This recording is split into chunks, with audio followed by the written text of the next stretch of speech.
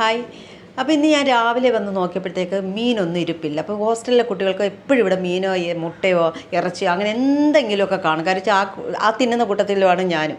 അപ്പോൾ ഞാൻ നോക്കുമ്പോൾ വെജിറ്റബിൾസ് ധാരാളം കിടപ്പുണ്ട്. ഇന്ന് എന്തായാലും അവർക്കൊരു വെജ് റൈസ് ഉണ്ടാക്കാമെന്ന് അങ്ങ് തീരുമാനിച്ച്.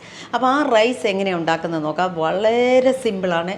വീട്ടമ്മമാർക്ക് കുട്ടികൾക്ക് പെട്ടെന്ന് ഉണ്ടാക്കി കൊടുക്കാൻ പറ്റും. അതെങ്ങനെയാണ് നമുക്ക് നോക്കാം.